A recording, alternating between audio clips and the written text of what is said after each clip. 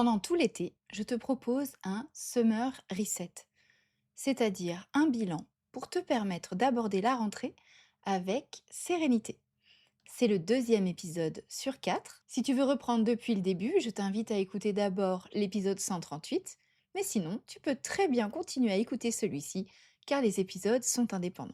Si tu es débutante dans le conseil en images, que tu sois formée ou non, je t'invite aussi à t'inscrire à mon programme gratuit de l'été, Summer Déclic, pour te permettre de prendre conscience de ta posture d'entrepreneur. Tu retrouveras le lien d'inscription dans la description.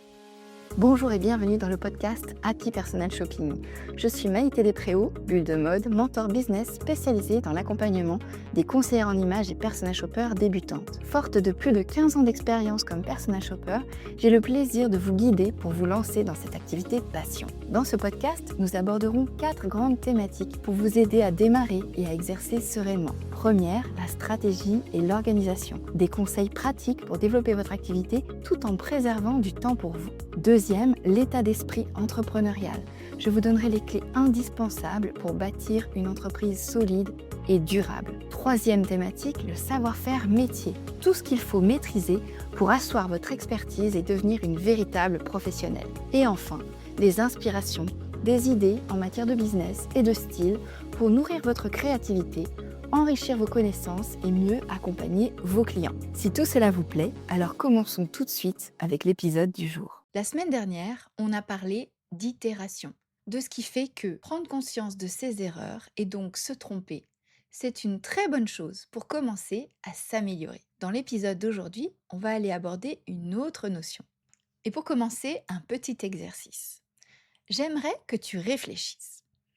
Si on te demandait, là maintenant, d'expliquer ta façon à toi unique de faire du conseil en images en 30 secondes à quelqu'un qui n'y connaît absolument rien, qu'est-ce que tu dirais? Qu'est-ce que tu dirais concrètement, précisément, qui ne ressemblerait à aucune autre conseillère en images?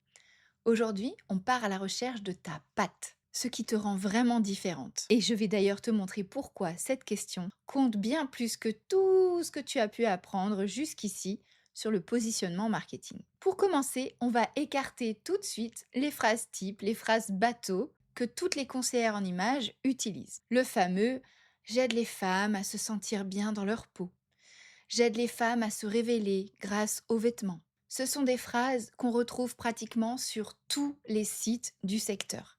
Tous. Et pourquoi c'est pas bien? Eh bien parce que ça ne dit absolument pas précisément ce que toi tu apportes au conseil en images. Pour répondre, je t'invite à chercher plutôt un détail concret, une méthode que tu appliques systématiquement, une discipline que tu utilises et qui n'a rien à voir avec le conseil en images, que d'autres consultantes en images ne remarqueraient même pas, une priorité que tu te donnes dans ta mission, alors que d'autres passeraient directement à autre chose. Une fois que tu auras identifié ce petit détail, ne t'arrête surtout pas au simple constat. Ce que je voudrais, c'est que justement, tu ailles fouiller plus loin, parce que c'est ce détail, cette cause-là qui rend ta différence crédible. Demande-toi ce qui, dans ton parcours, dans ton expérience, dans tes convictions personnelles, a façonné cette façon de faire bien précise. C'est cette histoire-là, et non le simple constat qui transforme un détail en une véritable signature. Par ailleurs, une preuve venue de l'extérieur pèse toujours plus lourd qu'un ressenti purement personnel sur soi-même. Alors repense à une phrase qu'une cliente a pu prononcer, ou une consoeur, ou un proche, une phrase qui décrivait ta façon de faire sans que tu aies suggéré quoi que ce soit, sans que tu aies orienté la personne d'une quelconque manière. Cette phrase-là, elle en dit long, et souvent même plus long que des heures et des heures de réflexion passées en introspection avec toi-même. On croit généralement que pour réussir, il faut être meilleur que les autres conseillères en images. C'est peut-être vrai, mais si tout le monde a les mêmes critères de prix, de prestations, de diplômes ou de certificats obtenus, etc., laisse-moi te parler d'une professeure de Harvard, Youngmi Moon. Dans un livre de 2010, elle a précisément travaillé sur ce piège qu'est la différenciation. Voici ce qu'elle explique. Dans un marché donné, tous les acteurs finissent par se ressembler Parce qu'ils s'améliorent tous sur les mêmes critères que leurs concurrents. Le prix, la rapidité, la disponibilité, etc. La vraie force des acteurs qui émergent d'un marché ne consiste donc pas à progresser un peu plus haut sur cette grille, une grille qui finalement est une comparaison commune à toutes les personnes du secteur, mais à en sortir complètement. Si tu connais, on parle de théorie de l'océan rouge ou de l'océan bleu. Alors, sors de cet océan rouge, va dans cet océan bleu où il n'y a pas encore de carnassier autour de toi. Propose quelque chose de différent que la grille de départ ne sait pas mesurer. Ça sera ta vraie force. Pour te parler de moi, tu vois, ça c'est quelque chose dont j'avais une intuition très forte quand je me suis lancée. Parce que quand je me suis lancée, je ne me sentais pas conseillère en image et je n'arrivais pas à utiliser ce mot-là. C'était pas mon identité. Par contre, il y avait un autre terme, personal shopper, qui lui me correspondait bien mieux. À l'époque, on parlait très peu de personal shopper, on parlait beaucoup plus de conseillers en image et du coup, j'ai choisi tout de suite ce terme-là. Aujourd'hui, depuis 4 ans, j'ai pivoté vers le mentorat business.